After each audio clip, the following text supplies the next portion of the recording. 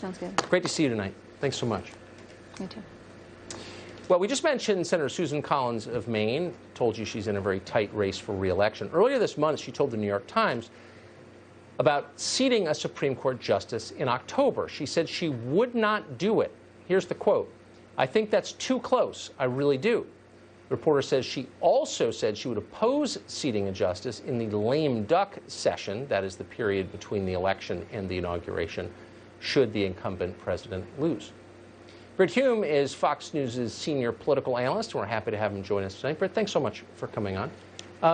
So I want to jump, if you don't mind, right into the politics with you, and I mean no disrespect, but I think it's important. This suggests if Murkowski and Susan Collins are both on the record saying they will not vote for a replacement before the election, that suggests that this can't happen. Does it not? It does, and I might also add, Tucker, that Lindsey Graham, back in 2018, before he took over the chairmanship of the Judiciary Committee, said that even if we were just into the primary season, he would not want to see a nominee advanced in the election year. I might add this, Tucker. I think Mitch McConnell has laid out what his principles are for this. And as Brett Baer mentioned to you earlier, it is, yes, we would go forward, and the only circumstance under which we wouldn't go forward in an election year is if the president and the Senate were of opposing parties, which at this point they are not. So that would presumably set the stage for a nomination to be made in advance. But I think the circumstances may have changed since he outlined that. Our American institutions right now and our political system are undergoing a stress test as difficult and intense as I've ever seen. And I go back to the 60s when we had the tremendous upheaval and turmoil over the Vietnam War and the divisions that provoked. What we're seeing now is even more intense than that. And I think that that the leaders have to consider what the effect would be if we plunged at what would undoubtedly be a brutal and divisive confirmation battle into the end of this, into the middle of this, I should say. So I think that's the threshold question. The threshold question is whether to even make a nomination. Trump's instinct undoubtedly will be to go forward, but whether Mitch McConnell will feel that way as the majority leader of the Senate at this stage, I think is unclear. It'd be good to hear from him. And whether, if you've got, the first thing he's going to want to do is if he decides that it's an idea worth pursuing, would be whether he would have the votes. And if you've got people like Murkowski and Collins and possibly someone like Mitt Romney not prepared to go along, you might not be able to pull it off no matter what you did. So those are all things that have to be considered as to whom, if anyone, to nominate to replace this brave soul who waged such a courageous fight against cancer. So I think it's fair to say that you can't count on Mitt Romney's vote.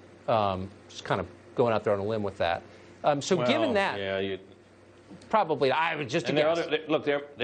The other thing is, if you're the leader of the Senate and you're trying to hold the majority, you're going to have to look at a lot of races out there to see how this might. You look around to see how this might play. I mean, you got people like Cory Gardner in Colorado and so forth who's in a tight race, and there are others.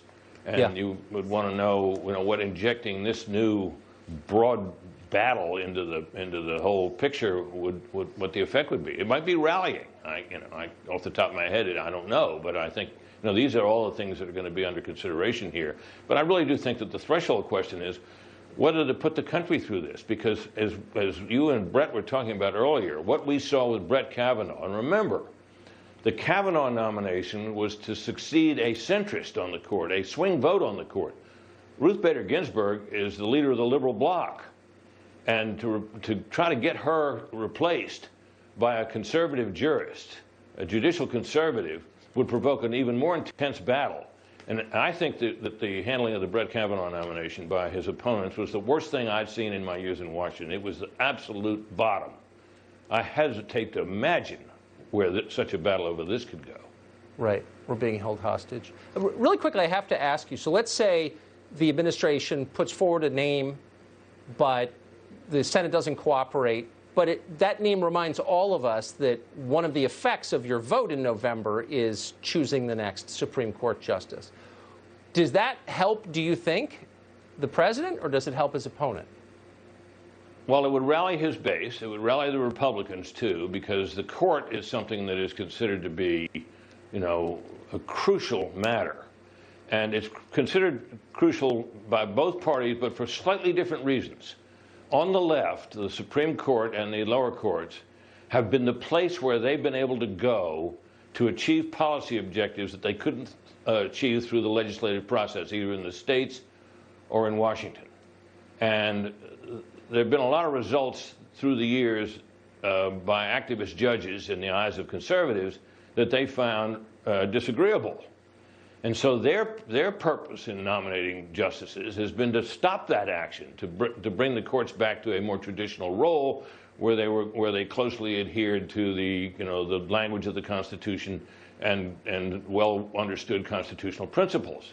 Now, liberals will give you an argument that say they weren't activists, and I've heard it many times, and I'm sorry, I don't buy it. But that's been the struggle. It's been a struggle by the left to advance its agenda through the courts, and a struggle by the right to block that.